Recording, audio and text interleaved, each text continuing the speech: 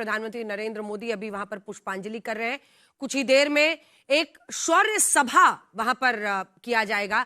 और अगर आप अनेकों मतलब सरदार वल्लभ भाई पटेल, जिन्हें आयरन मैन ऑफ इंडिया कहा जाता है, उन्होंने आजादी के बाद ये कहा था कि यहाँ का जीर्णोद्धार, यहाँ का पुनर्निर्माण कुछ इस अंदाज में करना है कि पूरा विश्व उसे देखेगा, क्योंकि ये भारत की संस्कृति, उसके धार्मिक अस्तित्व, उसकी पूरी पहचान की भूमि है। और अगर 12 ज्योतिर्लिंगों में सबसे पहले सोमनाथ जी के ज्योतिर्लिंग की चर्चा होती है, तो पूरे विश्व में सभी को, जो भी हिंदू धर्म के बारे में जानते हैं, वो ये समझते हैं कि इस भूमि का, इस धरा का क्या महत्व है। और आज जब प्रधानमंत्री नरेंद्र मोदी उन अनेकों लोगों को, जिन्होंने अपनी अपनी भूमिका निभाई, जिन्होंने अपना अपना योगदान दिया इस मंदिर और उस मंदिर के इस भव्य पुनः स्थापना में, उन सब के सामने वो पुष्पांजलि करते हुए नजर आ रहे हैं। 2 तस्वीरें आपके सामने है। पहली तस्वीर में 17 वर्षीय वीर जी गोहिल, कल्पना कीजिए अंदर, मतलब आत्मा के अंदर कितनी ताकत होगी,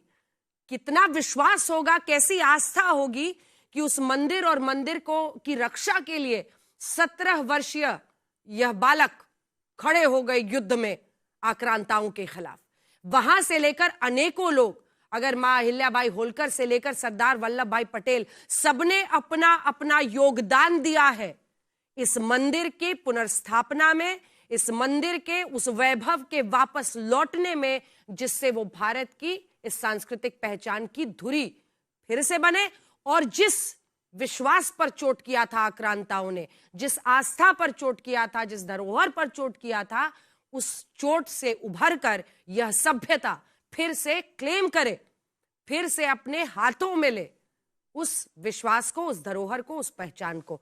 तो ये वो तस्वीरें हैं जो आ रही हैं। संगीत रागी जी, मतलब हर किसी का योगदान रहा है और आज उस योगदान के सामने भी पुष्प अर्पित हो रहा है, क्योंकि 1000 वर्षों तक अगर ये चलता हुआ, ये मंदिर आज वहां पर अडिग खड़ा है, जिसको कहते हैं कि अनंत खड़ा है, तो फिर इन सब का योगदान देखिए बिल्कुल है। और इनके बारे में ये लोग हैं जिनके बारे में कोई इनकी गाथा, इनके बारे में इतिहास के पन्नों में आप नहीं देखेंगे कि इनकी व्याख्या की जा रही हो, इनके बारे में लिखा जा रहा हो, इनका चरित्र चित्रण किया जा रहा हो।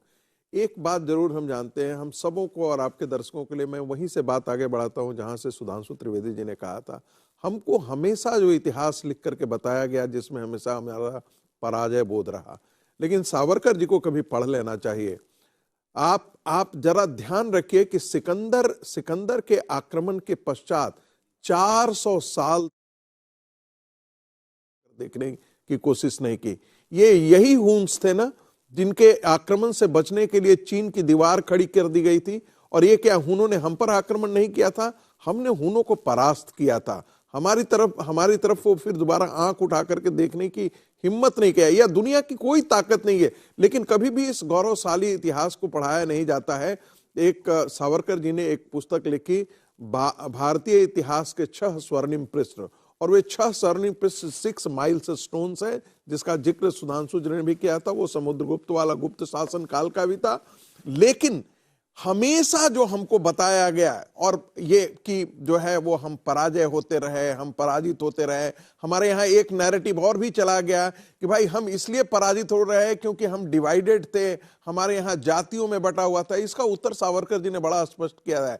इसका मतलब कि जो सामाजिक संरचना थी, जहां इस्लाम फैल करके गया, वहां पर तो सामाजिक संरचना इसका मतलब हमसे भी ज्यादा कमजोर था, इसलिए तो इस्लाम उतना सक्सेसफुल हुआ। यदि यूरोप के अंदर जो है वो पूरा क्रिश्चियनाइज हो गया, वो इसका मतलब कि वहां सामाजिक संरचना हमसे भी ज्यादा कमजोर थी। हम तो इतने आघात के बावजूद भी बचे रहे, तो कहीं ना कहीं तो हमारी सामाजिक संरचना के कारण हम नहीं पराजित हुए, हम लड़ते रहे। उनकी टेक्नोलॉजी के आगे कहीं ना कहीं हम पराजित हुए, कहीं हम अपने जयचंदों के कारण हारे हैं।